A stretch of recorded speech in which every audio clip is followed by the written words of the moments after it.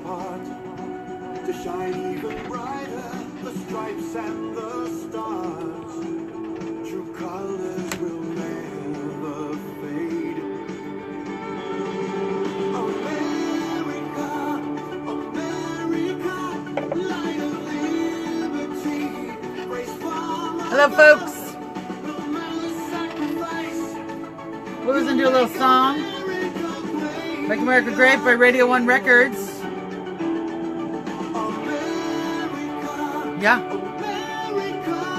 It's a little 80s, but I like it. I'm jamming it.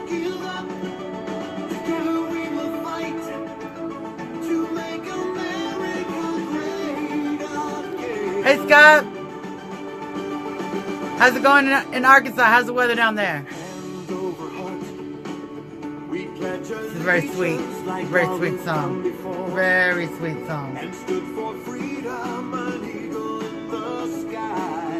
Awesome. Thank you, Kim. Thank you, Kim. Well, maybe they'll come and maybe the UN will try to come and take me prisoner. But you know, we're gonna fade this out. I don't worry. I don't worry when the good morning, Doug. Good morning, Scott. 12 degrees. Good morning, Denise. I don't worry about the UN coming over here and taking this country and taking prisoners and taking me for being an outspoken American. I don't worry about it. You know why? For the same reason that America has always been great and has always been an amazing nation, we have the Second Amendment. And as it was once quoted by a very famous man, you cannot take America because there is a rifle behind every blade of grass. So I know the UN comes over here knocking on my door.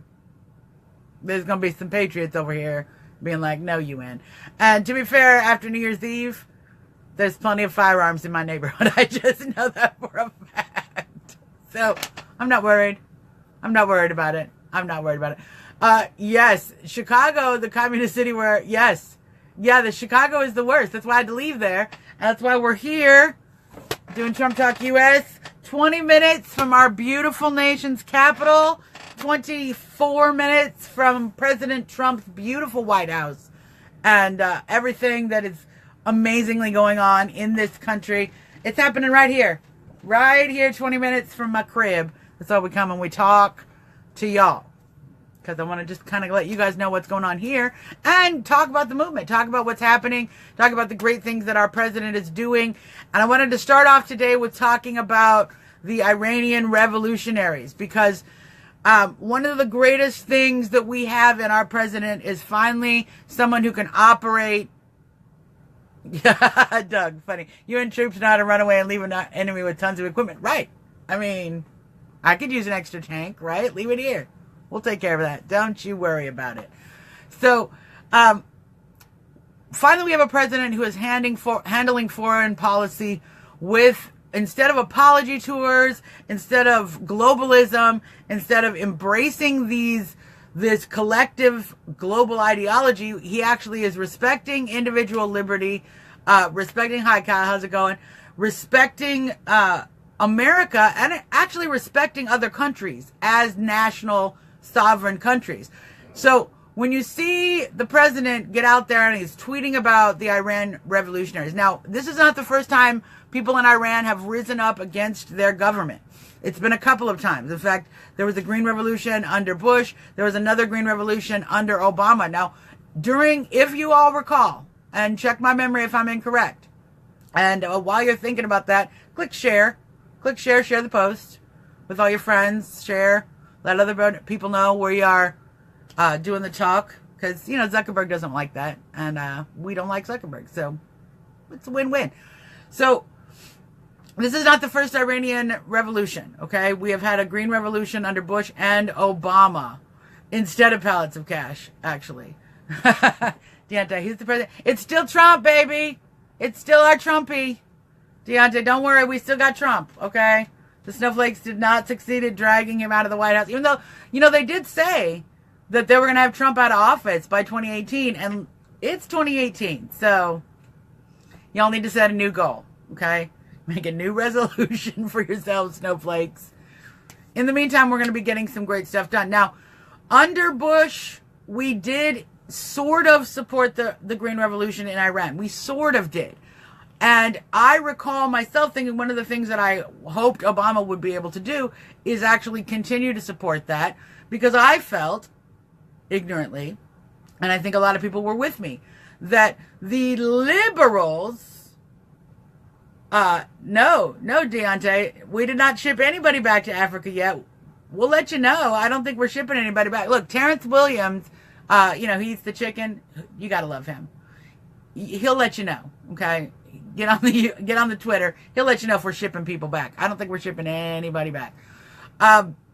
So under Bush, we sort of supported it. I felt that under Obama, thank you, Mark. Thank you for sharing. I felt that under Obama, the liberal movement would want to support liberty in a nation where they don't let women drive, they don't let women attend school, they stone women who are being raped, they have oppressive Sharia law. I felt we were going to support the Green Revolution and help defeat our enemies by supporting those who want democracy and national sovereignty and personal independence.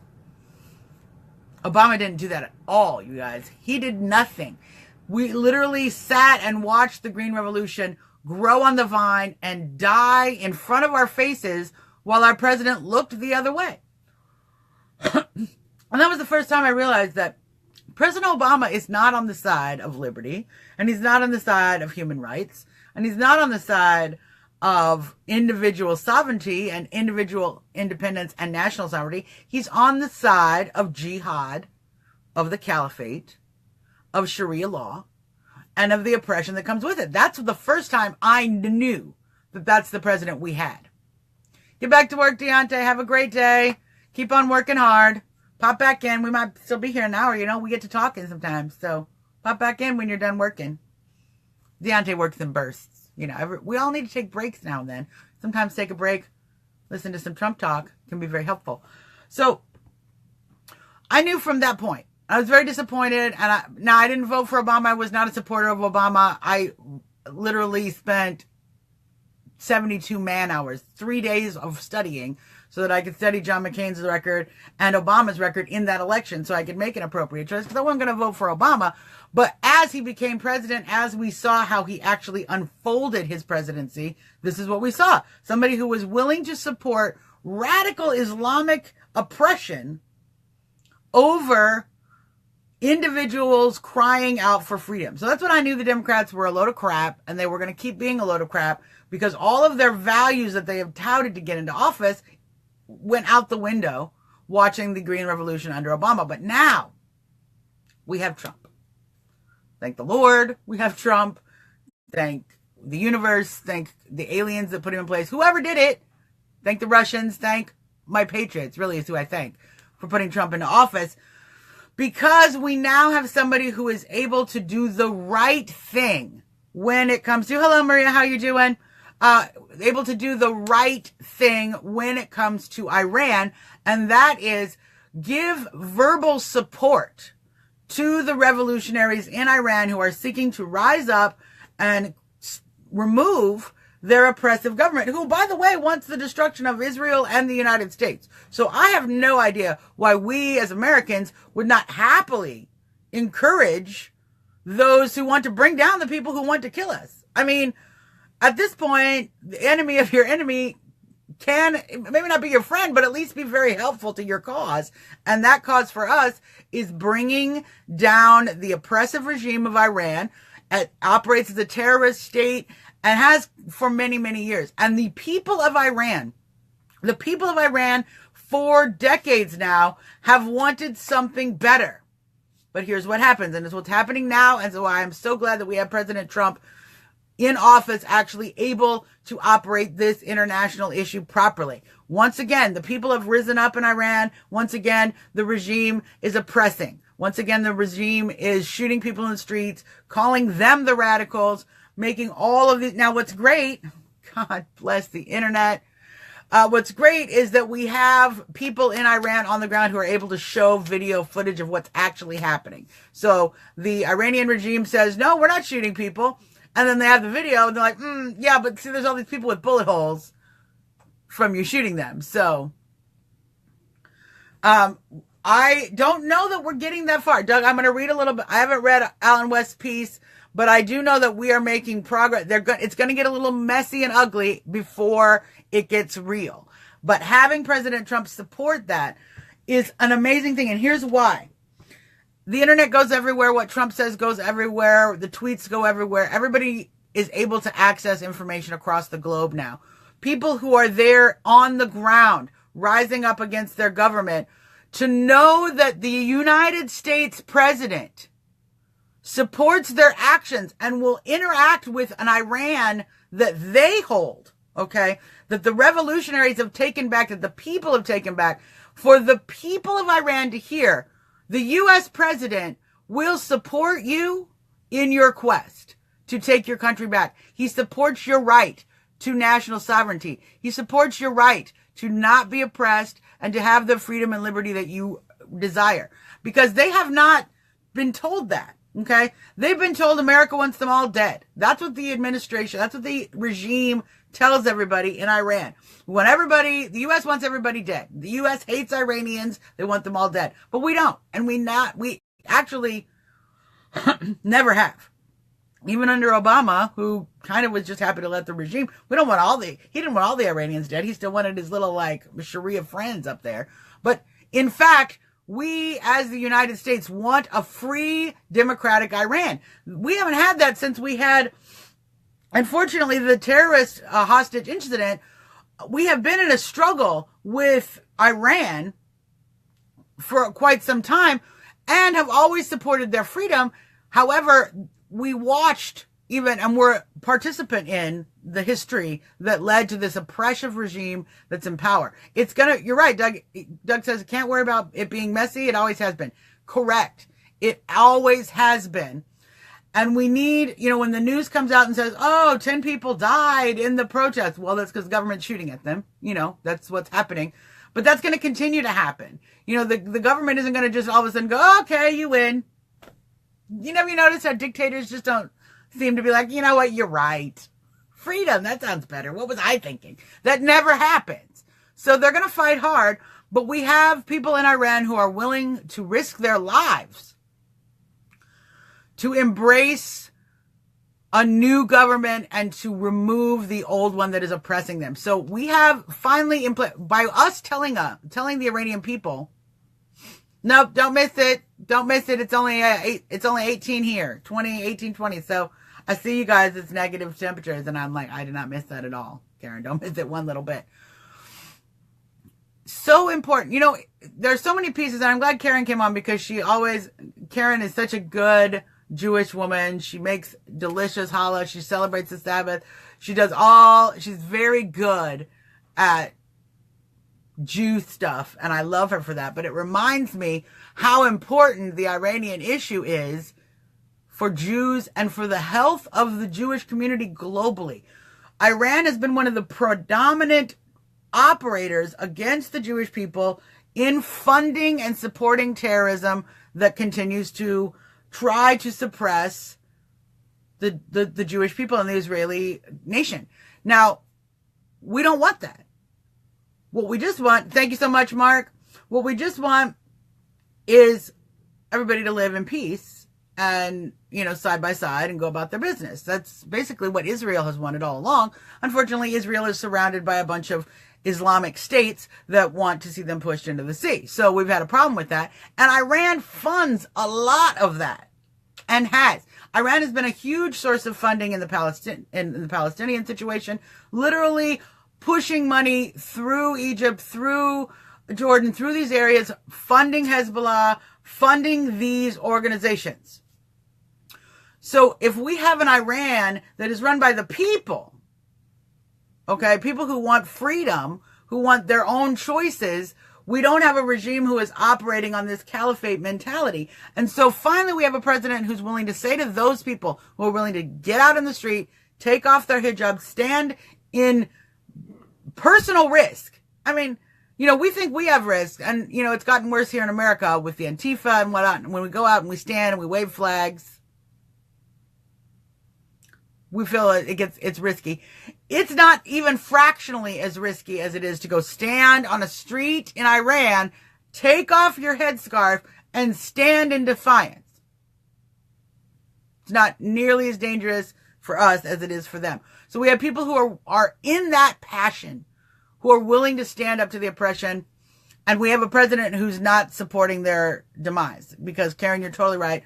Obama protected Hezbollah.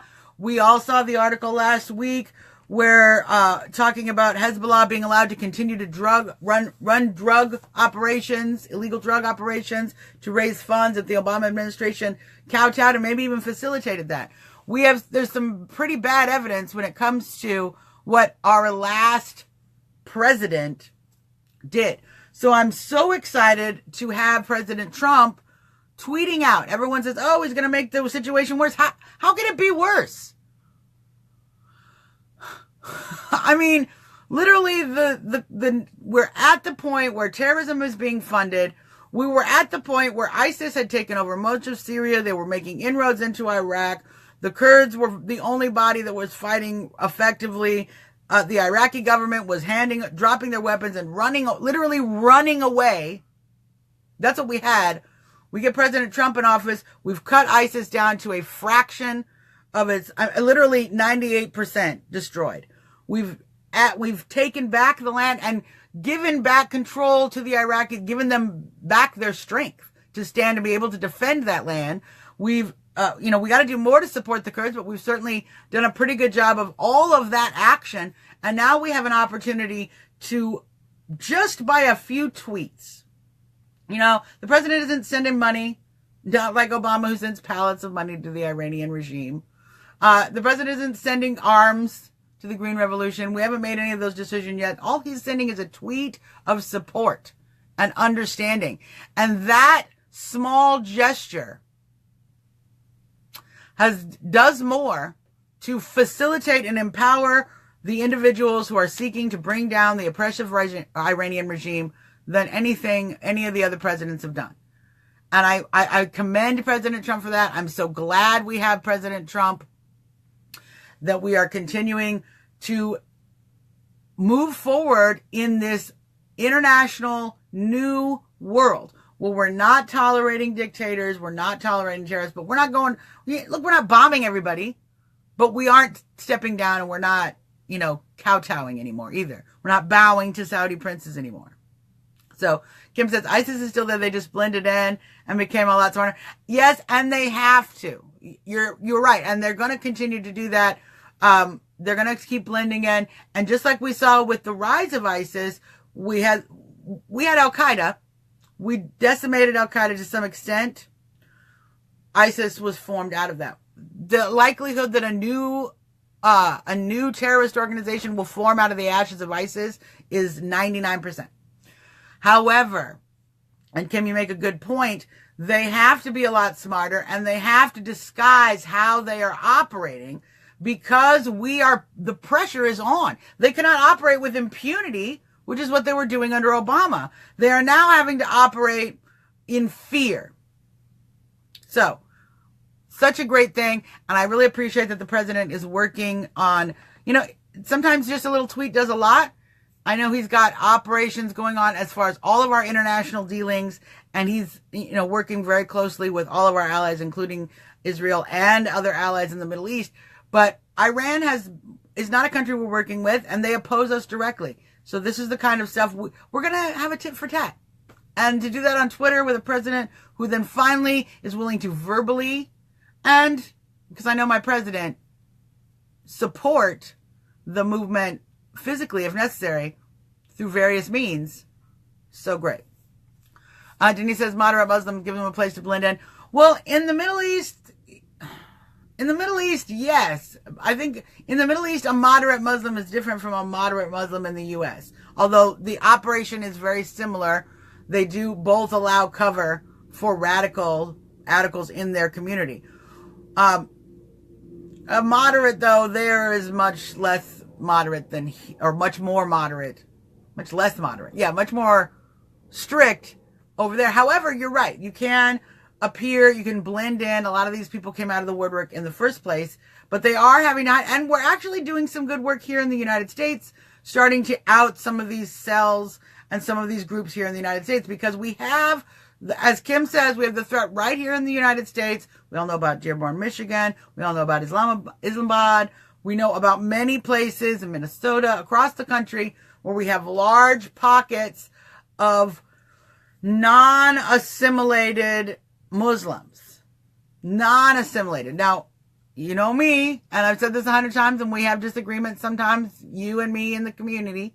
We have disagreements because I believe that there are Muslims here who are good American Muslims. They have assimilated. They accept secular society. They accept the Constitution. They operate as that, on that. Now, are they hiding and pretending? I don't know. I'm not judging all that. But what I can agree with you very much on is we do have sleeper cells. We do have unassimilated groups of Muslims that we are allowing, much like Europe has done, to operate in almost a no-go zone kind of way. And we are starting to break into that. We're starting to crack down on that and get in and really start to infiltrate these groups. Some of the executive order Trump passed or signed last week or the week before, I believe, last week, I think it was, when it comes to human rights violations and stopping individuals, seizing the property of individuals who are engaging in human rights violations or who are connected with regimes who are engaging in human rights violations, is a definite tool. Wait for it to be used. It's a definite tool Trump is putting in place to come here, to use here, not just in the United States, but to affect policy of people overseas, but also to be able to get into these cells, these sleeper cells, these organizations like CARE, etc., and start to shut them down. We have the rules put in place. So, Kim, that's always a good argument. People love to make the argument if they were good Muslims, you have to be following the Quran in order to be a good Muslim. Well, here's my problem with that. I know a lot of Catholics aren't following the Bible. I know a lot of Christians aren't following the Bible. I know a lot of Jews who don't even can't speak Hebrew or read the Torah at all. So, are they Jews? If you say you're a Jew, but you never go to synagogue, you don't read the Torah, and you're a total liberal, are you still a Jew? I don't know. You are what you say you are. That's what I'm going to go with. You are what you say you are. So,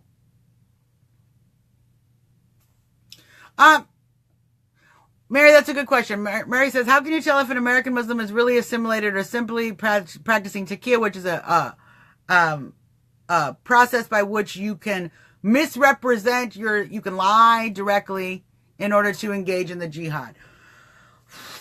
Mary, that's a good question. Because it's hard to understand people's motivations always. And I agree that the overall Muslim movement does use even very secular, assimilated individuals as cover, unbeknownst to them even, because we become very comfortable with Muslims in our community. If there's a Muslim community we're comfortable with, they'll move into that area and be able to hide under the auspices of this assimilated community. That being said, I personally know individuals who, through many years of knowledge, of knowing them and befriending them, have seen the fruits of their belief. Okay? So that's how you know. That's how I know, at least. You see the fruits of their belief. Do they support America? Do they live up to that value?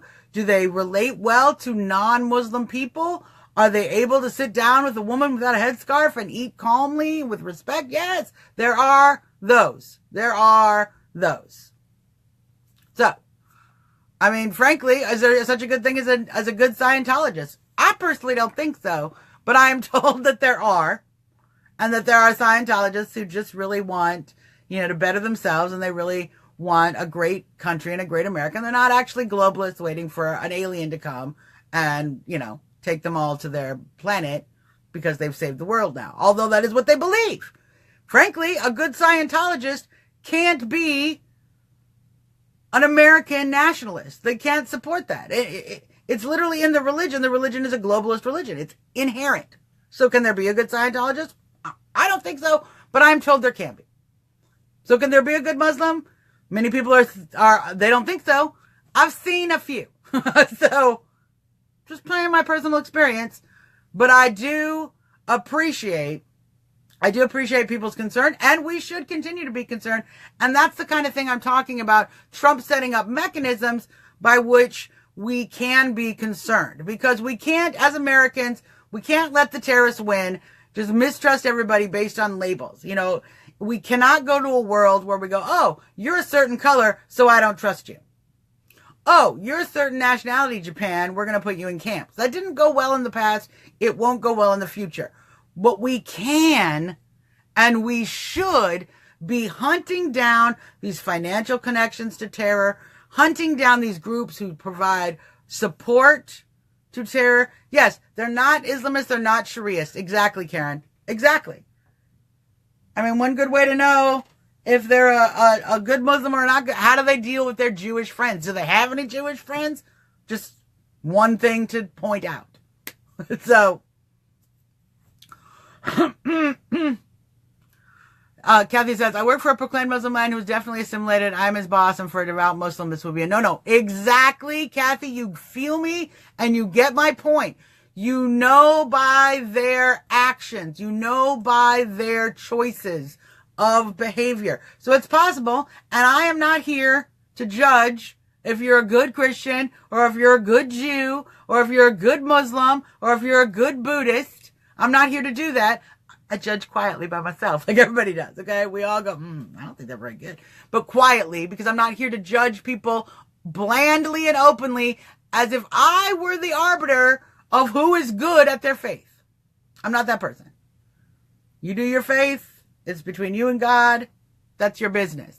However, do you follow my Constitution? Do you respect my Constitution? Do you respect others' liberty? Do you respect the right of individuals to eat bacon if you don't want bacon? Simple things. Simple things. This is how we know. So I'm really, really proud of the president for what he's doing there. And I'm really proud of, all of these pieces are going to come into place. Supporting the Iranian revolution, moving the embassy to Jerusalem, which now, by the way, more and more countries are jumping on board with that idea. More and more countries are, sometimes it takes the first person to take a step forward and go, this is what's right. America finally is doing that again. Oh my God. I am so proud of that, because under Obama, we were doing the wrong thing constantly doing the wrong thing and kissing people's ass about it. So finally we have a president who does the right thing and knows that it doesn't mean you have to pick sides. We've had so many presidents, and so much of where people's minds are at are in this dualistic, we have to pick sides. So either you are either for, okay, so you're either for, oh, Mary made a good point. It distracted me. Mary said, let's clear my head, because Mary's point. Mary says, my point is, if a Muslim is devout and has a belief in the Quran, they cannot possibly be assimilated to American culture. You're right. And actually, if you are, now the new Pope is kind of making it a little easier, but if you are devout in your Catholic faith, you have a lot of problems with your government too, because they're paying for abortions, they're tolerating gay marriage, they're doing all these things. Okay, so here's a question. Can you be a Democrat and a Catholic?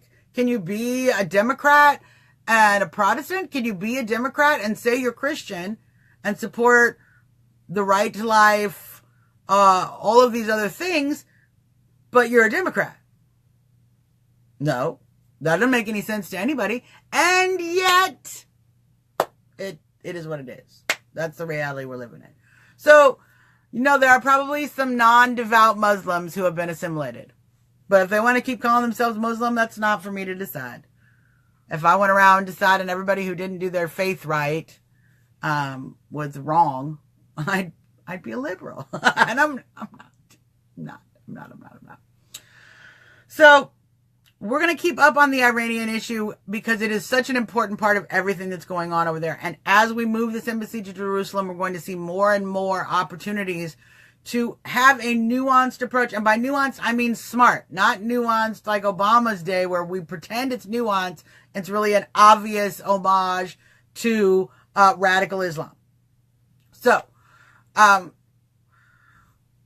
Kim, let me just say something about that. You know, people say this, and I'm gonna finish up. We're gonna talk about Al Franken in a second, but I wanted to address what Kim said. Kim says Islam is not a cult, is a cult, not a religion. Well, I want to just educate you guys on something that I experienced as a Southern Baptist. I was raised first Southern Baptist, little town in Arizona, raised up. I was told from the pulpit of my church, the Mormons are a cult, the Catholics are a cult. Okay. We didn't talk about the Jews much. There weren't a lot of Jews where I lived in Arizona. So, maybe it's not for me to decide what's a cult and what's not a cult. Now, to be fair, we do what we need to do. This is what's important, because it doesn't matter what the religion is. What matters is how it affects the safety of Americans. How does it affect the safety of human beings here in the United States and across the globe? Now, radical Islam is a danger. Whether it's a cult or not is irrelevant to me. What is relevant to me is it is a danger. It seeks to destroy my way of life. It seeks to destroy the liberties I as a woman have obtained and we as individuals have obtained. So, that is why we have to continue to oppose it. And we have to continue to watch out and do it in a nuanced way, just like Trump is doing. We're not just marching into Islamabad, but we are Islamabad up in Michigan. We're not just marching in, but we are infiltrating, investigating, and finding those connections to radical Islam and outing the danger, which is so important because we can't lose our soul. We have to continue to be a country that allows people to worship as they choose within the framework of the Constitution. So important. Yes, Kathy says, you can't support it if you're a devout Christian, but we're not allowed to judge. Amen, Kathy. We're on the same page. To be fair, this Pope is not a good Catholic. He's the worst Catholic ever. Total infiltrator Pope. This Pope is awful. Anybody who thinks that this Pope is in any way representative of Catholicism hasn't paid attention to the religion, and yet he is the Pope. So we have some problems with religions not being what they were. We have some problems with religions being political movements and not operations of faith. And that's one of the issues with Islam, is it is a political system on top of a religious system. The political system is what we must oppose. We must continue to oppose. To be fair, the Pilgrims came to this country because they were also underneath a political system that was imposing religion upon them. The Church of England was, in fact, a political system that was imposing a religion upon the individuals, so they left so that they could worship as they choose. That's how we started this country. We're going to keep that going. However, we're not also just going to tolerate infiltrators who seek to destroy our way of life. Oh yeah, no, the Pope this is literally, I believe that predictions have talked about this Pope, this Jesuit Pope, as being the end of Popedom. He might be the last Pope. He might not even be a Pope. You have heard this, like the last Pope has already come. He's a fake Pope. This is not a good Pope. If you call it like you see it, and I appreciate, and frankly, we agree like 90% of the time on that. 99%. Because yeah, the Pope is not, this is not a Pope of God. Okay? It's just not. It's just not. So, yes, Satan will be loved by all, and that's exactly, in various ways. And in every religion, you're going to find people who let that evil into their heart. So it's not for me to judge. However, it is for me to judge how to keep people safe. And by doing that, we need to out the connections in which radical Islam is connected to these international terrorist organizations, which often, when you go back, are connected to Iran, are connected to Hezbollah, all connected to these large organizations that are seeking to destroy our country directly. That's what we have to stop. So important. So important. All right, let's talk a little bit about Al Franken, you guys. This is supposed to be his last day in the Senate. Will it be? Yeah, Kim, I've read the parts about, the rocks will get up and kill the infidels. I constantly am nagging, preachy Muslims about that all the time. I'm constantly laying it in. Oh, yes, but the Quran says this too. So I just stick it in there because I study. Actually have every religious book known to man other than the Vedas because I don't have the storage space. If you know anything about Indian culture, East Indian culture, you understand what I just said. The Vedas, no room for it. So I don't think he's going in, Marguerite. I don't think he's quitting. They say it's his last day. I'm very suspicious, you guys.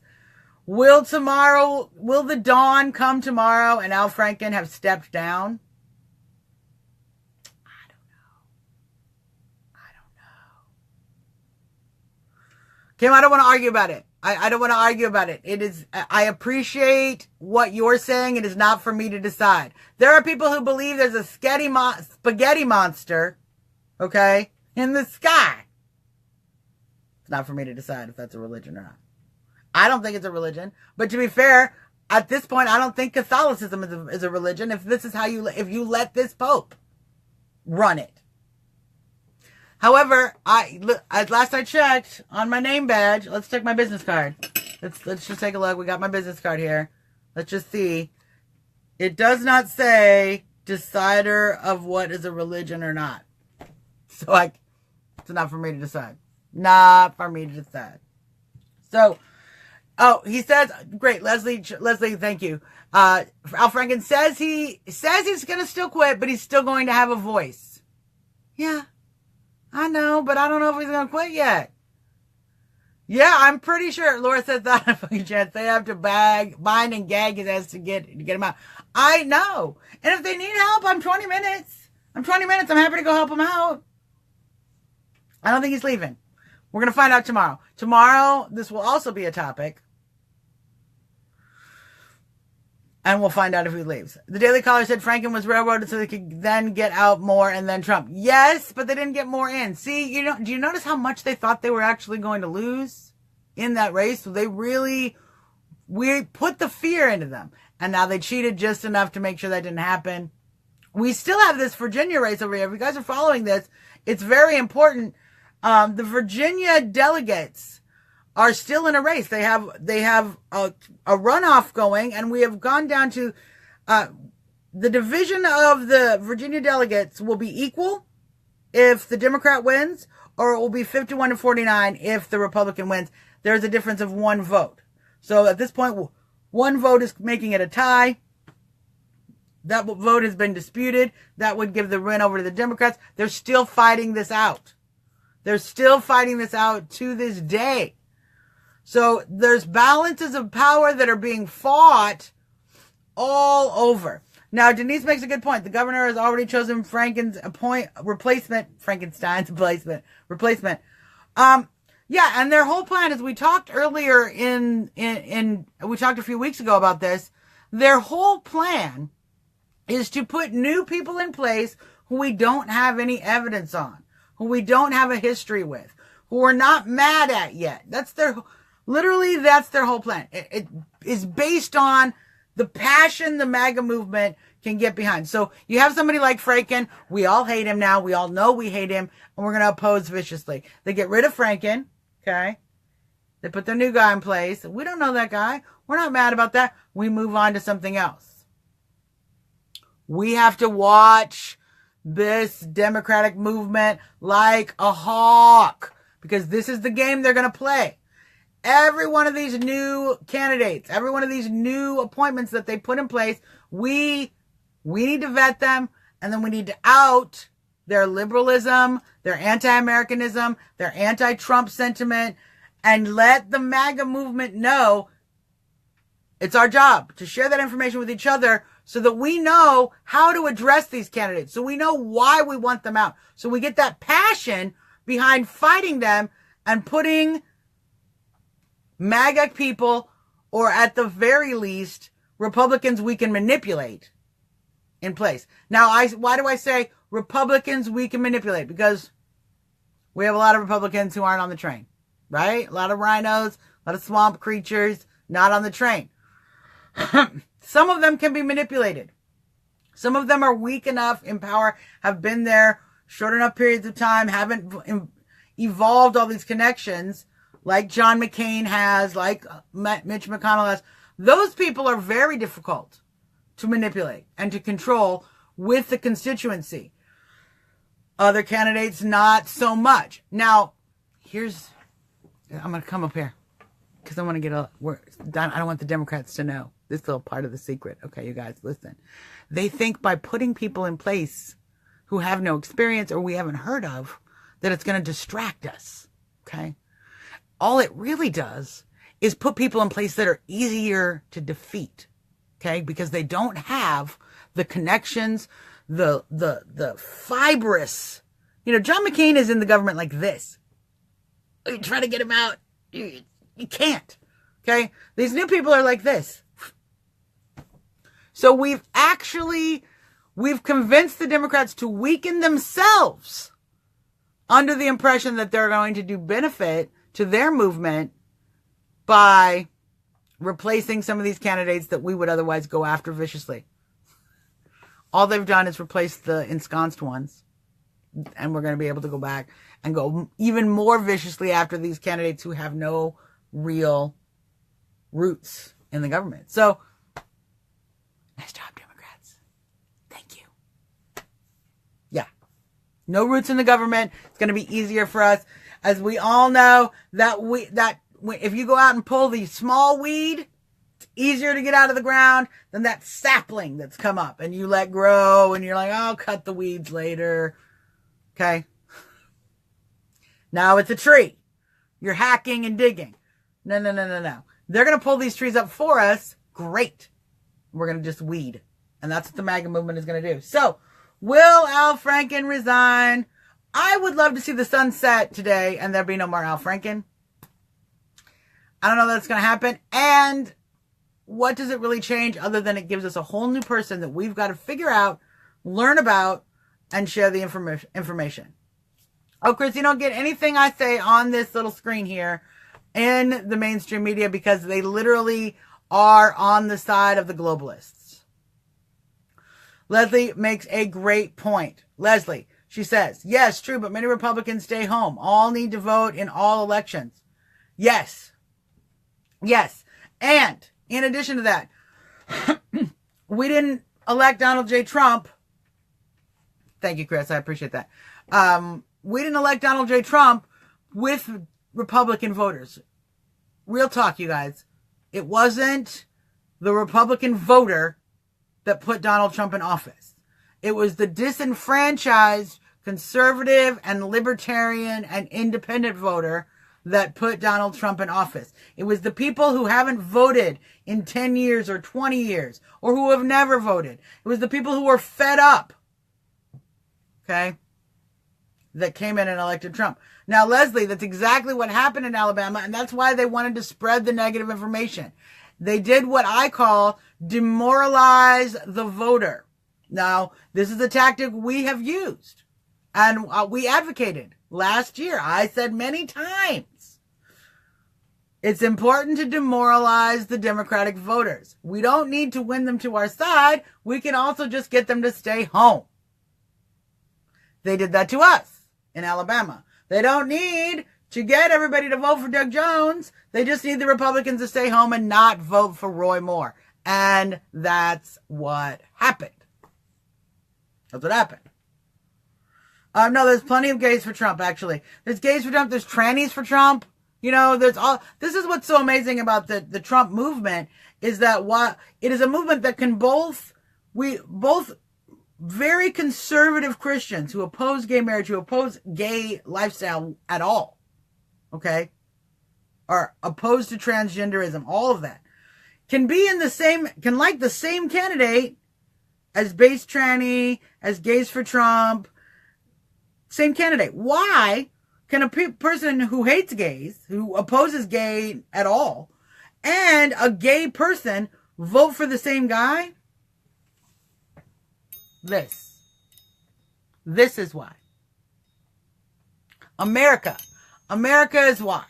Because America is a nation of, yep, Gates for Trump Boston. That's what I'm talking about. Some of our big patriot leaders are lesbians and gays. I mean, I love my girl Deb Simmons, Deplorable Deb, who reports from her basket. Love that girl. Love her. She's a beautiful wife. Awesome, awesome, awesome.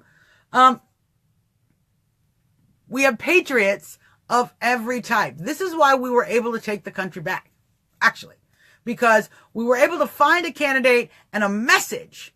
Make America great again. America first. Secure borders, safety, prosperity for the American people. It doesn't matter what you're doing with your willy. You're going to want those things, okay? It doesn't matter if your wife is named Anne or if your wife is named Frank, okay? Doesn't matter. Because you both want those things for America. So important that we have a president that's doing that. Now, that's how we won.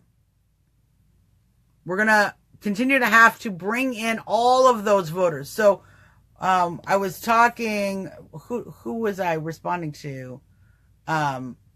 Leslie. Yes, Leslie. Awesome. I knew we were talking about. Leslie, you are absolutely right to say a lot of people stayed home in Alabama. We allowed the Democrats to have that negative message, which discouraged voters. So here's the thing. A lot of Republicans are going to be never Trumpy and stay home. That's all right. We don't need them. We need to get back to what won us this office in the first place. The disenfranchised, the disillusioned, the voters who aren't feeling represented. There's a bunch of them. Look, we got a lot of people on the train, but there's a bunch of people red-pilled, getting red-pilled as we speak, getting ready to be on the train, okay? And then with the way the Democrats are operating, where they have no agenda, where they have nothing but never Trump, anti-Trump, anti-Trump, you're going to see some more Democrats. In 2018, 2020, you're going to see more Democrats coming on over. So it's our job. Yes, Kathy, that's great. When I take of her, she's a hard right conservative. No, she's very hard right. She's a very conservative woman. She's a very conservative married gay woman. Deal with that reality, people. That's the MAGA movement. It's a beautiful, beautiful, beautiful thing. I love it, Chris. The fear of losing out on our country. Yes. We don't want no more fear of losing out. Fear of missing out, that's what they say. FOMO. No FOLO or FOMO. We don't want that. That's why we're getting back passionate, excited about making this country great again. We're all joining together. So we got to get those people back out. Denise is absolutely true. Trumpers must register Republicans so they can vote in the closed Republican primaries. Correct. Very important point. If you are a Trump supporter and you are in a closed primary state, you need to register as a Republican so that you can get in there and support your MAGA candidates in their primaries. Additionally, we need to be registering other voters. Denise, you know this as well as I do. We, FOMO, fear of missing out, FOLO, fear of losing out. That's what that stands for. We need to be getting out there and building up the register. Now, let's just talk real talk for a second, okay? I'm not saying we have to go out and register voters for the Republican Party because I love Republicans. The Republicans have been a barnacle on my butt for decades. We used them to get Trump into office. We need to take that party back. Here's how we do it, okay? We get out there and register Trump conservatives, libertarians, like-minded individuals into the Republican Party. When there are more of us registered Republicans than there are the old school rhino stuck in the mud Republicans, we will control what that party does. We will control how that party operates and who that party runs. But until we have infused ourselves in the Republican Party so much that the Trump Republican cannot be removed from the Republican Party, we are still going to fight with the Republican Party. So if you want to continue to make this country great again, and you want to have a country that you in the future can vote for candidates that will make it great again. We got to get into that Republican Party and decimate it. Now, Denise says, rest assured there will be no pro-Trump Democrat. Now, that doesn't mean they don't exist, Denise. That just means they're not going to get run. Because I've met a few pro-Trump Democrats, even considering runs for office. Okay? However, the Democratic Party is not ready for that. Because they are full-on anti, that's their whole platform is we hate Trump. So, my suggestion is when you meet these Democrats, okay, let's talk it out of the side of our mouth. When you meet these Democrats who are even slightly pro-Trump, scoop them in, get them under your wing, under that little wing. Come on over. Come be MAGA with us. It's a great thing. Why I'm so excited to see a lot of the inroads that Patriots are doing as far as reaching into the black community, talking to people who have been lifetime Democrat voters, lifetime Democrat plantation residents. And we're getting in there on social media and we're having great conversations. We're breaking it down and engaging the process. Yvette's so important. Beware, Ronalds are starting to pretend to be, they're going to pretend. And Mary, here's the thing. We'll talk about this. Pretending is not so bad. It is bad because we don't know their real motives and they get up there and they do something else. But when they start to recognize they have to at least give lip service to Trump, that's them saying, you Trump voters have power over me. What? Yes. It is saying, you Trump voters have power over me because I have to appear pro-Trump. And so that's what the people who pretend to be pro-Trump, we should be calling them every single day. Calling.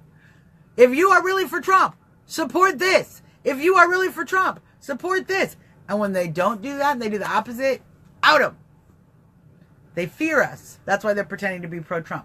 They fear losing the Trump voter.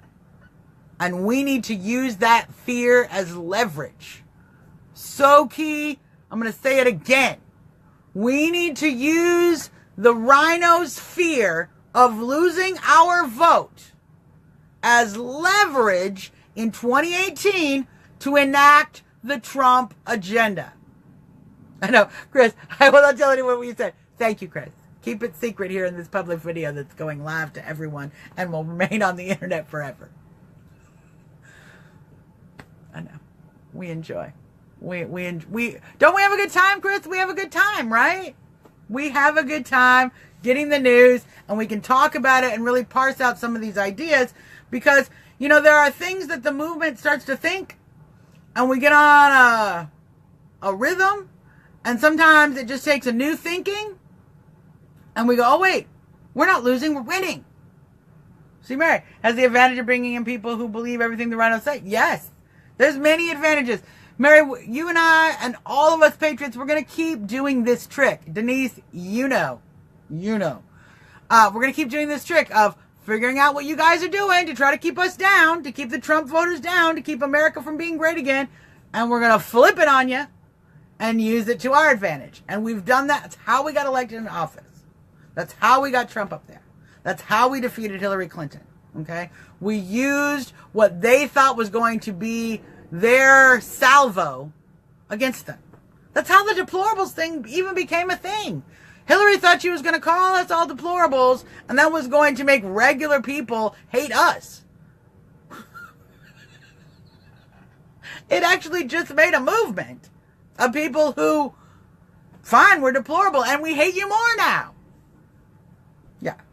Oh, yes, Chris, Denise does know very well. Denise does some amazing work. Let me just mention her candidate for governor, Bruce Nathan, MAGA candidate down in Florida, running for governor. So much good stuff. Denise is my homegirl. That is my sister. Right there. So key. So, will Franken resign? I don't know. If he doesn't resign, we need to call his office tomorrow and mock him. Are you prepared? Let's everyone I want to spend some time later this evening thinking of sarcastic things to say to Al Franken's office when we have to call tomorrow because he didn't step down. If he steps down, fine. Then we'll save the snarky things for whoever replaces him. So, now if the Republicans have some smarts, they don't. these rhinos up in DC. They don't, but we can try to help them have smarts. If they had some smarts, they'd start pushing some stuff through while the Democrats are in this transition period where they have no Franken and they don't have anybody sitting in his seat. But we won't. So, we are working on a site, you guys. I have patriots in my camp. We're camping together, and we are making, Denise, you're gonna love this. We are making a one-stop site for the MAGA candidates. One place where you're gonna be able to look up the MAGA candidates, search by your state, find out what MAGA candidates are in your state, as well as search who's running for Senate.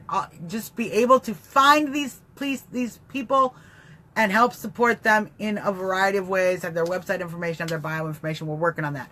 Us patriots are basically running a party all by themselves, all by ourselves. This is what we're doing, and it's a lot of work. And I want to just thank everyone, Denise, Mary, all my patriots here. I keep wishing that Franken would run with Jill Stein because that's just absurd.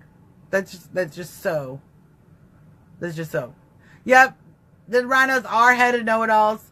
Well, they're going to see how much they know in 2018 when we primary their asses. And you guys, I want everyone to start to get this mentality, okay? Because when we had the Roy Moore election, there was a lot of sadness, a lot of disappointment. We got mad at Roy Moore. We got mad at everybody got mad. Don't be mad. We're not going to win all these races. Okay? Every race we try in puts pressure on the rhinos. So let's just look back to the Bill Clinton, the race with Ross Perot, okay? Ross Perot did not win, but he put pressure on the race in the topic of balancing the budget that ultimately ended up with a balanced budget in Congress by Newt Gingrich and, working with Bill Clinton to get the budget. Mostly Republicans. Bill Clinton took a lot of credit. There wouldn't have been any balanced budget without Ross Perot making it a campaign issue. So through these MAGA candidates, we not only have an opportunity to drain the swamp and physically get rid of these rhinos and replace them with people who support the president. That's option one. It's the best option. We love it. But additionally, we have the opportunity to let these rhinos know you have to respond to the voters. You have to respond to the American people and your constituents, or they will primary you. Thirdly, we have the opportunity to shape the narrative. What are these candidates talking about? What do they hold dear? What do they think the voters hold dear? By running these MAGA candidates, I was mad at that too, Patty. By running these MAGA candidates, we put pressure. Now, here's an example of how that pressure has affected us positively, okay? Al Franken is resigning because they thought they were going to have Roy Moore and they would have to operate in this situation. So we're forcing their hand. I assumed, Leslie, that's what you meant. We're forcing their hand, and we can continue to force their hand by continuing to push pressure. So we're going to get behind these MAGA candidates 110%. We're not going to win all these races. Do not panic about that. That doesn't mean just because we didn't win the race, just because our MAGA candidate didn't get elected, doesn't mean we're losing the battle. In fact, it is a way by which we win the big battle by continuing to put pressure, which is what is so important. All right. It's 2:00. Let's get out. Let's talk about Joy Villa a second. I'm trying not to call her a bad name. Okay. Did this Lil B just release a new song after all of this press she tried to garner? Good Morning America show, which she went to go be on. Instead of coming to the press conference, she's scheduled, so we're standing out in the cold. She's got a new song out. She's still dancing in that dress. Now, this may be the stupidest promotional plan since Eminem decided to rap against the president right before he launched his latest album.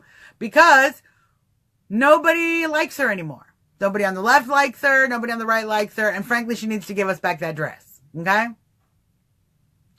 I personally would like to see Robert Herrera in that dress. If you've seen Robert Herrera's latest video, or one of his latest videos, hilarious. He mocks her so, makes a little MAGA dress for himself. He mocks her so much. So much. And it's hilarious. So I actually want that dress back. And she can we'll let Robert wear it. Mary, let me educate you a little bit about what's happened with Joy Vila so you understand why we're upset with her, okay? So Joy Vila has been a part of the movement since she came out and the Grammys, wore the dress.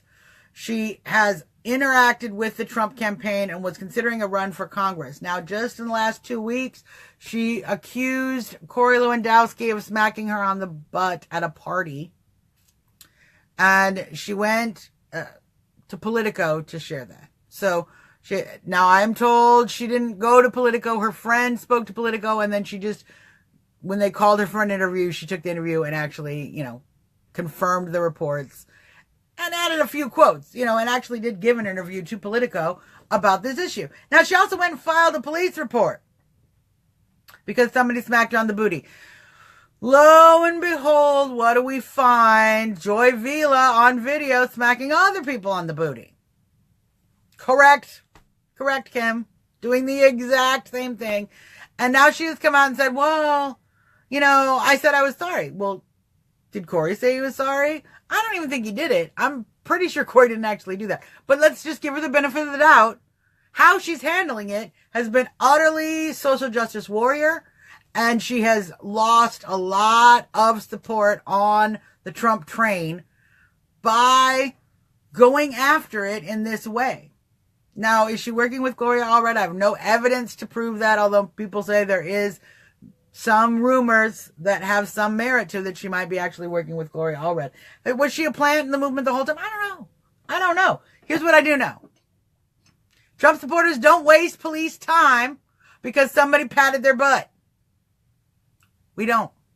We respect law enforcement, understand they have bigger and better things to do than deal with your political game. Now, interestingly enough, she's got a new single that just came out. So what we might have here is a really, really, really dumb press PR person, public relations person, who thinks, here's what you do, okay? Let's make some news. Let's make a scandal. Yes, she really did make a police report. Yes, in fact, if you go to Marco Gutierrez's page, he's been following it up very extensively. Yes, she really did make a police report. And yes, Denise is correct. She did use a Scientologist address in New York for the police report. So what is that? Now, we mentioned earlier my feelings on Scientology and how it is a openly stated globalist religion. I personally don't know how you're a mad Scientologist and a mad Trumper at the same time. I don't know. That seems to me juxtaposed, opposite. But who am I to judge? But in fact, what we're finding out is in the police report, she is using Scientology, and there might be some push by Scientology to get her to do that. Mary, go to Marco Gutierrez. Now, the reason I tell you to go to Marco's page is that Marco has been close with Joy Vila, has met her personally, and has been in the movement has had more interaction with Joy than most of us have.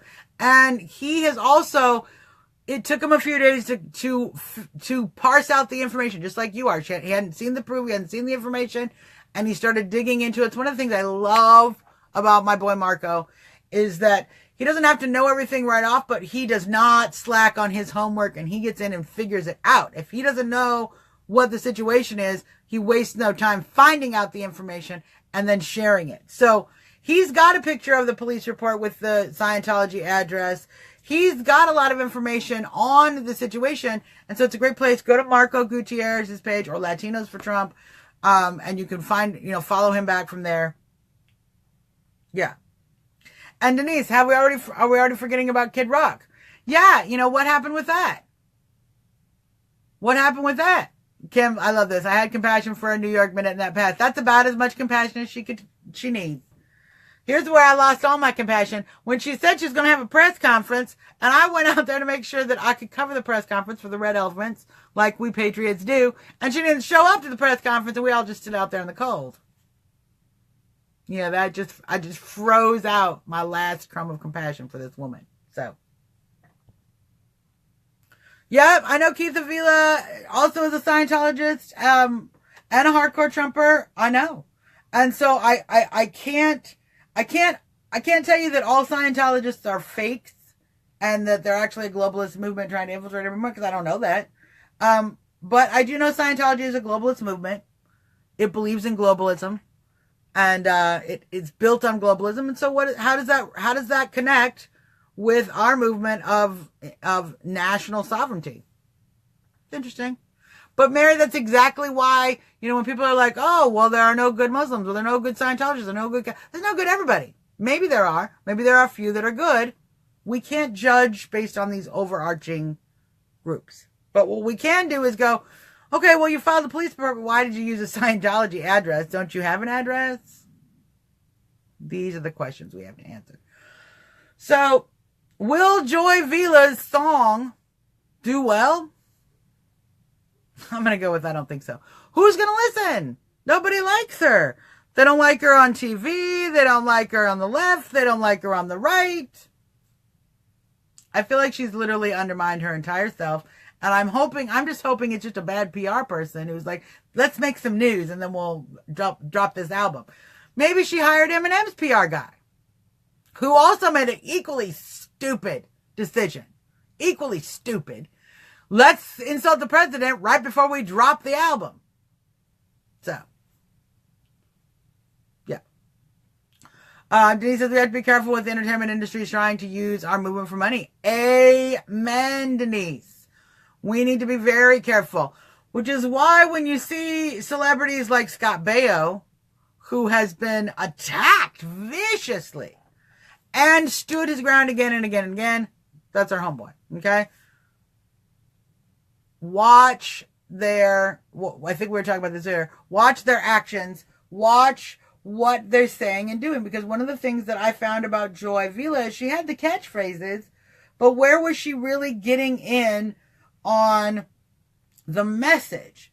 When you watch somebody like Scott Baio's Twitter feed, he's fighting the fight, and he talks like a Trumper, and he speaks like a Trumper, and he gets on camera and he speaks like a Trumper.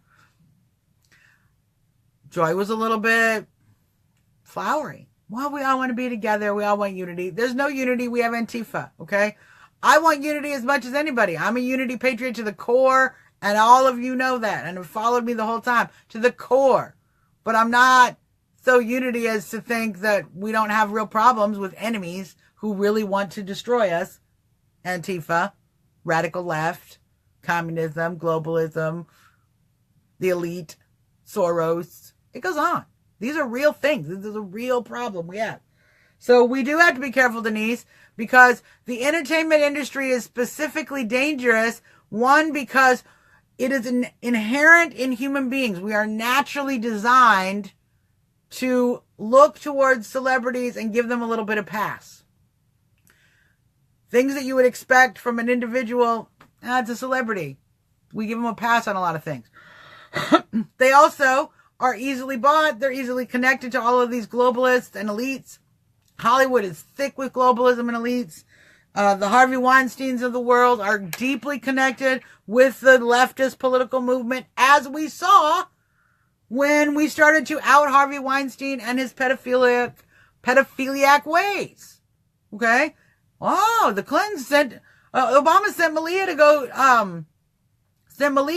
that's a good point, Kim, I'm going to mention that. Sent Malia to go intern with him. They're all connected. That's why we need to be extraneously careful about our celebrities. Kim brings up Corey Feldman. Who is he fighting a fight, right? Corey Feldman started a GoFundMe to try to raise enough money to make a film about pedophiles in Hollywood. He was unable to raise the full amount. He wanted like $10 million. He wanted to make a real movie. And, while you and I go, do you really need $10 million to make a movie? People in Hollywood go, you want to make a movie with $1 million? What are we going to tape it together? this is how Hollywood thinks, because it does cost a lot of money to actually do that work and to hire the right people to do the editing, get the names, all of that. So Corey was able to raise, I think, just over $1 million. He has been giving some of that money to causes that are supporting outing these pedophiles, and will be making a film of some sort going forward. I think we need to continue to have Corey's back. That's my personal opinion. I know some people have been on either side of that fence. My personal opinion is Corey Feldman is doing something very bold and needs to be supported. Additionally, you know, some of the things we find out about, they had a big ordeal. They had a big ordeal with Corey Feldman, and they said, oh, well, why didn't he report it earlier? Why didn't he come out? And he said, I did. And I told the LA police, and they did nothing. Guess what? They found that report. He did actually tell the LA police in the past, gave names, nothing happened.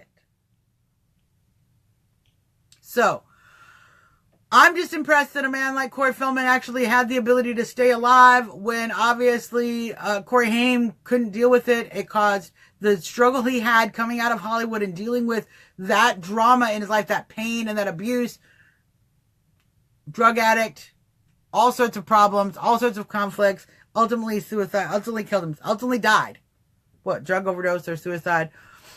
Because of this situation, because of the kind of things that these people are dealing with. So I think Corey Feldman actually has strength, and we should continue to support that.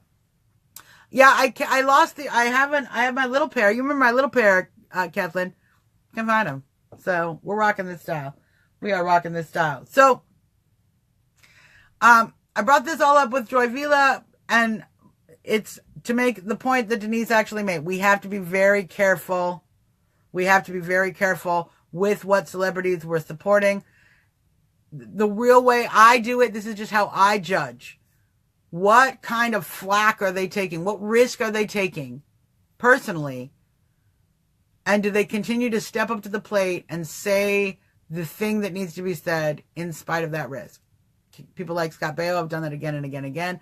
I've watched Corey have his butt handed to him for this situation, and he's still standing, and he's still saying the same things, and he's still coming out against these pedophiles. So I'm standing with Corey as long as he continues to be that person. That's what I'm doing. And I think we need to keep getting anybody who has evidence and real stories on the pedophile part. You know, that's why they ran this Me Too thing. And I'm going to write an article about this. No, Mary, you are not the only person. You are not the only person who does not think there's a lot of people who are, the movement has been kind of divided about it. You're not the only person who doesn't think she's a fraud. And I personally, I don't know. I'm not saying she's a fraud or not. Was she lying to us the whole time? I don't know. Here's what I do know. This is my personal issue with the situation. This is not how you handle it. You don't go to police because somebody smacked you on the butt, wasting police time, and use Politico to get your message across. That's what I think. I just think she's handling it wrong, and that makes me very suspicious of her, and it loses trust. But you are not alone. There are many people on both sides of it. In fact, there's been some infighting because of it, and there's some people who marry like you're doing, which is great. Just go, oh, this is how I feel about her, and we move on. And we continue to agree on other things. We have no problem. So, boom. Boom. Except for, the only thing is that the police report really is filed, because it is a DC police report. But I'm going to call, you know what, I could actually probably, I might do a little research myself. I can call the police department. Maybe they'll give me some information. I'm a local here in DC. See what we find out. But according to everything we know, she really did file the report. So, and the Politico article is there. It's hard to know. I just know that I would never go to the police because somebody smacked me on the butt. And I certainly would not out my fellow Trumpers. Just FYI. Now, don't anybody get any ideas. Okay? Just because Suzzanne says this, that you can go around smacking Suzzanne on the butt. Don't want anybody get ideas. Okay? But if you were to smack me on the butt, I'm not going to talk to you about you to Politico. Not going to do it. Yeah. Other ways. Other ways to handle it, Kim. Other ways. Now, that doesn't mean I'm not going to handle it if you smack me on the butt. It'll get handled. Just be careful. Just be careful. Brian, welcome. Let's talk about California for a minute because I did say, and more, we're getting a good long talk in today, which is good. California is a sanctuary state. There are some amazing protest signs people have put up. Have you seen these? Underneath the Welcome to California. Yeah. I might. I don't know. It depends on who it is. Frankly, Mary, if it's Corey Lewandowski, he's a great patriot. I love him. He's not that cute. I really wouldn't, Now, Scott Baio, on the other hand, whole other story. I'm just gonna leave that there. Just leave that there. So, because I didn't even notice I was sitting on it. Sometimes, when you're a big girl, when you're a fat girl like me, sometimes this part of your butt you don't even notice people have bumped into. So I might not even notice. People might have smacked me on the butt. I don't even know. It's just a reality. Especially if you got the tight jeans on, then you really can't tell. So, yes, California has some problems. Mary, I know you have some problems. They have legalized marijuana recreationally, which I don't think is a problem. I think that might be one of the few things California has done to actually benefit themselves in this horrible election season. But, yeah, the boobs the same way. Did you close cabinets accidentally? You got to open the cabinet, the boobs close them for you. It's so annoying. But there's a lot of problems with the sanctuary city policy. You can't buy ammo in California today because they haven't got the laws straightened out. Things are melting down over there. So I'm kind of glad they legalized the weed because Californians are going to need some weed after they're dealing with the crap that California passed just now. Yeah. Catch you on the bike so soft. That's came hilarious. Hilarious. Yep, and they turn corners, but yes, all of those things. This is just the reality, So I'm praying for California hard because while you have some agendas that might be positive, boy, you got some problems. Orrin Hatch will not run for re-election. That's not good. We've got to do what they did. See, we got to do what they're doing to us. We need to put some people in place they don't know anything about. So I'm going to do some research on Hatch's district and see what we can do about that. Mary, I agree. And here's the thing. We're filling our prisons up based on this drug war. Okay. So we have people, while I'm all for enforcing our laws, I'm law and order all the way. We do, by law and order, one of the things that's great about our country is that we get to vote on the laws. So if we have a law, we're like, yeah, we're going to follow the laws, but this law is dumb. We don't want this law. Let's vote. And then we don't have that law anymore, other than the constitutional laws, which we know are built in. But that's our system, and it's great. How we are dealing with marijuana as a culture is one of those things that we have used a lot of money, time, resources. People have been separated from their families merely because they went and bought a bag of weed and they got arrested. Okay? Horrible. We don't want that. That's not helping anybody. Fighting the drug war tooth and nail like this is not helping anybody. We need to close the border and decriminalize. I'm for both of those things. Libertarian. Not everybody is with me. Some people are more conservative. That's fine. But that's one of the things we have strength in this movement is that we have libertarians who can see a different way of looking at things, not just the viciously conservative or viciously liberal ideology. You have some of us who can go, yeah, you know what? Make it legal, but then let's close this dang border. Let's then tax it. Let's get in there and regulate. Mary, another yes. See, this is what I'm saying. While I agree, people are going to, Mary, totally true. People are going to smoke pot, plain and simple. To be fair, California was living in a fantasy land that it wasn't recreational anyways because you can get a card for anything. Oh, I have a twitch in my eye. Give me a card. And you go buy weed. So it was fake. The medical marijuana thing was fake anyway. But see, now here's the problem. It is a great way to tax and bring in revenue. But in California, where they waste the tax dollars and they throw them into the ocean, literally let the water run in the ocean so that they can save a fish that nobody wants. What I'm hoping is we start to get fiscally conservative states to decriminalize and legalize marijuana so that we can start to see what happens when you actually have sound financial policies and then you add that tax revenue. When you actually have sound policies of enforcing the law and then you add that we're going to take away the drug war and we're not going to fill up our prisons with people who we don't need to be chasing. Okay? When you free up the police to fight violent crime, to fight terrorism, to fight illegal immigration, to fight illegal labor, to do the actual things they need to do, and they're not busy running around chasing kids for smoking a joint, that's good. That frees up our law enforcement for better law enforcement. Okay? Also, we don't have to spend so much money on prisons, and we can keep people in prison. You guys, we have been letting criminals out, violent criminals out, because our prisons are full of potheads. And we don't have any room for the violent criminals. So we have prisons full of potheads who aren't harming anybody, maybe themselves. We can argue and debate about that.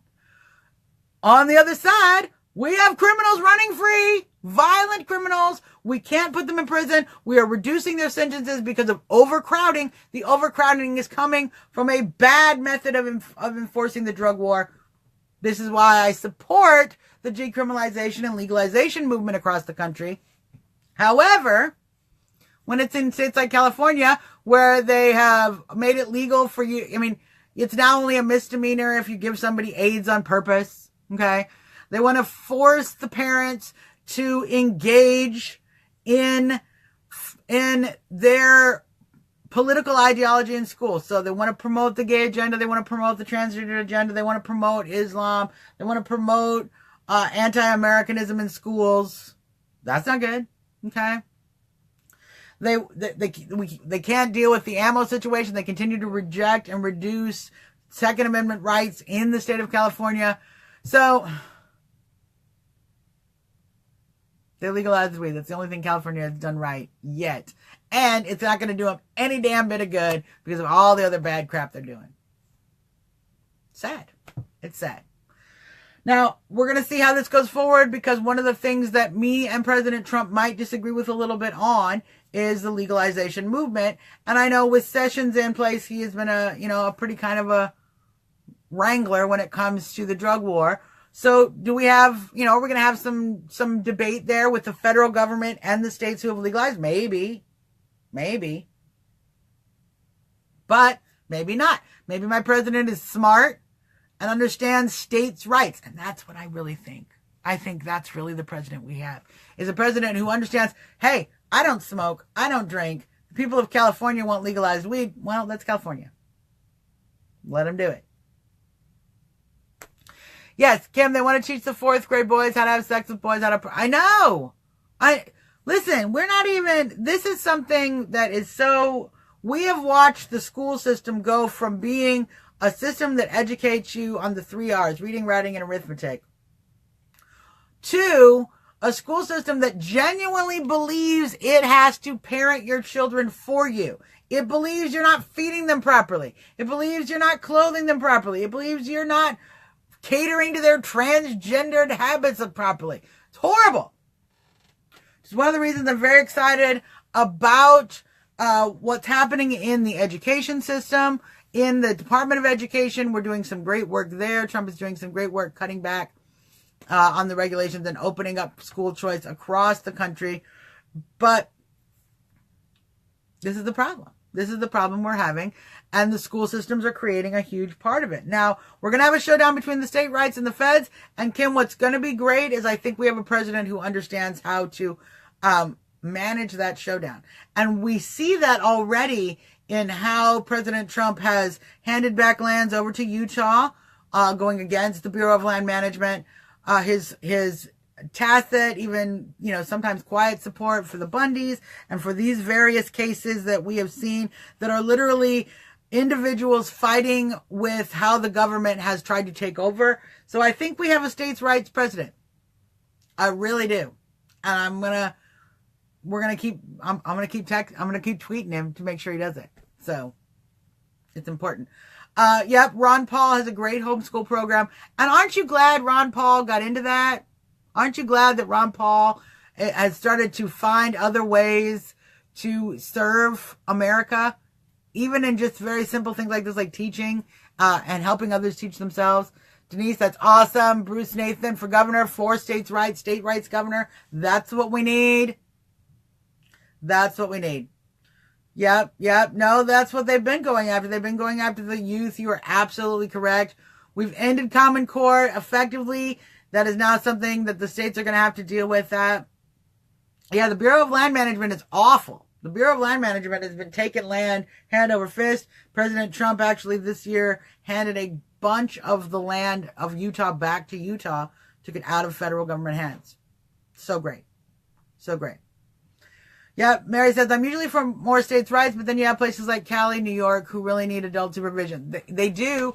And here's the problem I'm having, okay, with some of these states' rights. Like, I'm all for states' rights, but how do you be a sanctuary state? You get to have rights, okay, but you have to balance those rights with the federal need. Now, when we're talking about the drug war, the federal government, do I think the federal government has any authority to tell the individual human being what they should be putting in their body? No, I actually don't think the federal government has any authority on that. I think the federal government has authority on managing immigration and protecting our borders. That is specifically within the parameters of what we hire the federal government to do. Okay? We didn't form this federal government to tell us what we can smoke and what we can't smoke. In fact, our founders grew and smoked cannabis. Yeah. Our founding documents are actually printed on hemp paper. Just facts. Just facts, you guys. Just facts. So what has happened since then? Well, the federal government decided it wanted control and power. And so it made these federal laws that I think it has no authority over. And at the same time, the states have decided to take authority over things they have no authority over, like immigration. So my support of states' rights is appropriate states' rights. States' rights, not states doing the federal government job. That's just things. I'm for states' rights. I oppose the states doing the federal government's job and deciding how the federal government can protect our borders and deal with immigration, which is its sole province. Awesome.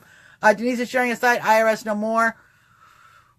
The IRS has some problems, right? And it's certainly going to have some issues. I believe the IRS website was down for a couple weeks. Well, are they retooling now that we passed this tax cut? What are they doing? Expect some problems in the rollout because we've got a lot of deep state swamp creatures still sitting in the IRS. Yeah. Trust me. They're going to make this whole tax cut thing hard. Watch and wait for it. Leslie asked, do you think we'll have a wall? Yep, I do. I 100% think we're going to have a wall. And I 100% believe we are going to see significant building on that wall in 2018. A portion of the wall, this is my prediction, write it down.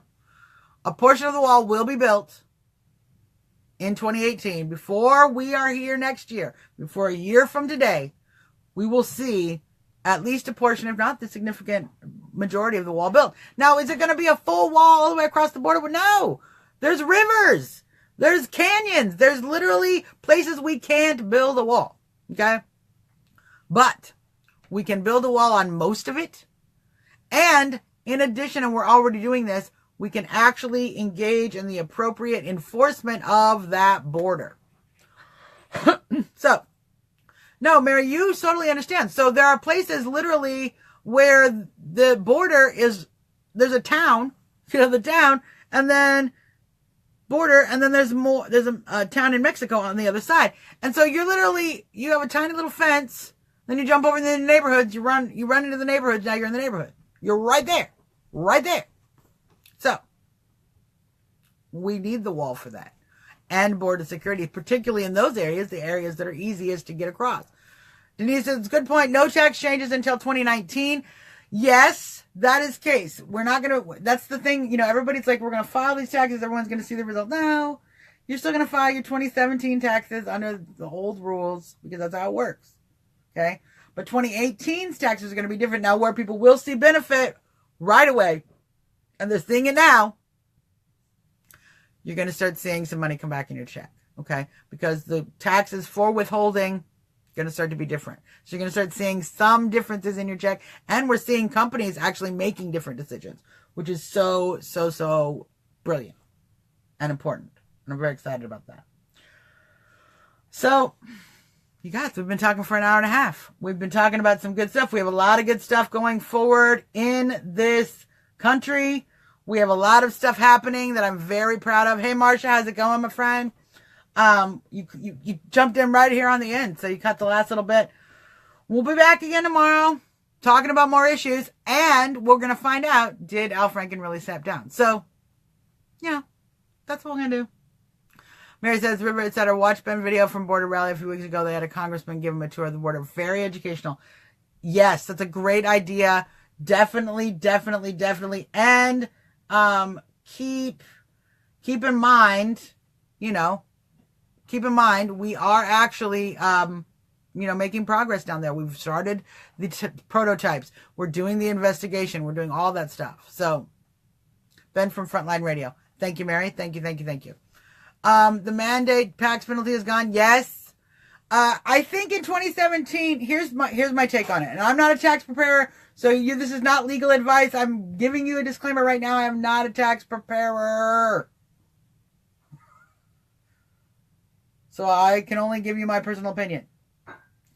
The mandate, the penalty for the mandate was actually removed in executive order. And not the mandate itself, but the teeth. The right for the IRS to enforce that mandate was removed in executive order the first week of Trump's presidency. This tax bill actually removes the mandate itself. So now it's not just the IRS has no authority to enforce the mandate itself will not exist going forward. So will you have to pay the penalty this year? I don't think you have to pay the penalty because the IRS can't chase you. But if you're one of those people who likes to do everything by the book, you don't want to deal with the IRS chasing you or not, fine. You have to pay the penalty this year. Next year, no. Because the mandate will be removed for the 2018 tax year that we filed for in 2019. So. Now, Denise, I'm going to, we'll do a little research on that. Because you have to parse out the law. You have to parse out the law, and it's complicated. It's not, and that's just my reading of it. So we're going to keep finding out more about it. That's kind of why, don't you find it annoying? You see how these rhinos did? Denise, you saw how these rhinos did. These rhinos wait till December to pass this tax bill. Well, okay. Then January comes. And so all the questions, we've had no time to answer all these questions. We've had no time. We've got Denise over here trying to help us out, which we appreciate so much because we've had no time. And frankly, the tax people haven't had any time. I'm not even certain how all of these tax preparers, and Denise, maybe you could speak to this.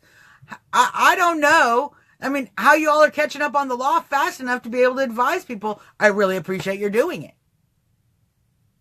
Because it's a lot of information to try to consume and absorb and to know what's the best decision. And see, here's the thing. We're already moving into 2018. So how people do business, people do business affect on how it's going to affect their taxes. And there are decisions people can't make because we don't know.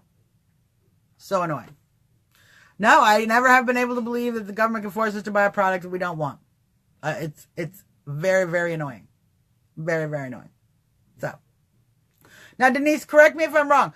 You had 2017, the taxes you filed for 2017 in now 2018, still the penalty, although can it be enforced? That's the question. Don't know. But it's still on the books. But now in 2019, when you file 2018's taxes, no penalty. Is that correct? I'm going to let Denise see if that's correct. Yeah. No, Obama screwed us up really bad. To be fair, I think the IRS cannot actually punish you for not doing the penalty. See, Deontay, I told you we might still be here in a little while. And you're just in time. You're just in time to close out the show. Let's unmute. Let's see where we left this beautiful song. To the sweet land we'll always love. Always love America. So you guys, start sending me more songs. If you guys know some good Trump songs, send them to me. You have to use songs that are from Trump supporters because Facebook gets in you and they hear you. They track your little songs and they block your videos. Yeah, they said we can't post your video because you have a song in it that you don't own. So send me some pro-Trump songs because I don't do it to pro-Trump songs. Oh, this is kind of catchy, right? I mean, it's a little like, you know, it's a little Top Gun era.